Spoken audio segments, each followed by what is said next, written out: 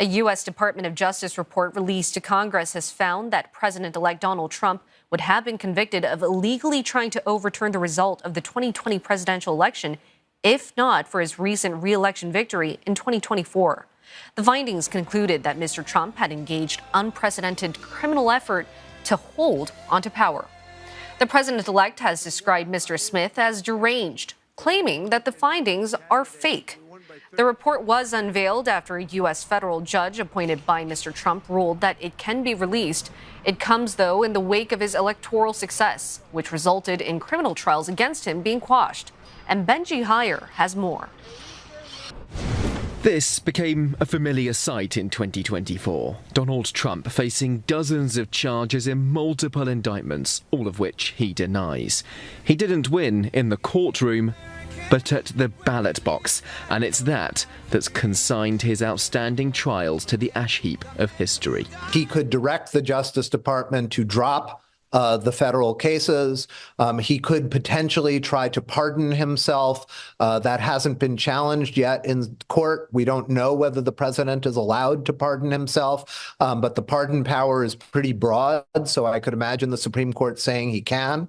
That would get rid of the prosecutions altogether. Those remaining criminal investigations are, in practice, already dropped, though Pamela Bondi, Florida's former Attorney General and Donald Trump's pick to lead his Department of Justice, will be able to formally shut them down. His trial over the alleged hoarding of classified documents was dismissed by a Trump-appointed judge in Florida last summer.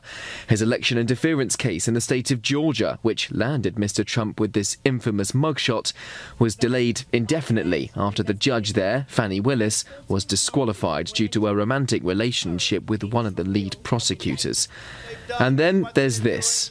We will never give up. We will never concede. It doesn't happen. You don't concede when there's theft involved. Donald Trump's refusal to concede the outcome of the 2020 vote culminated in an attempted insurrection. A mob launched a deadly riot on January 6, 2021, storming the heart of American democracy in a bid to overturn his election loss. But the case, based in Washington, won't see trial.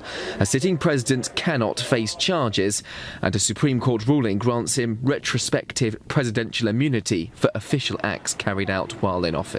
The president-elect will take his oath for the second time at noon on January 20th, standing on the very same spot his supporters used as the staging post for their assault on Congress just 4 years ago.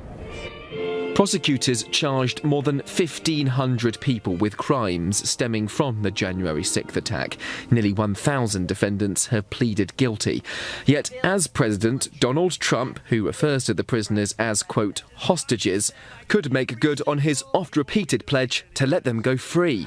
We will treat those people from January 6th fairly. We will treat them fairly. And if it requires pardons, we will give them pardons because they are being treated so unfairly. 6 weeks of unconstitutional trials. After that, his FBI director nominee, Kash Patel, may start pursuing those the president-elect brands the enemies within.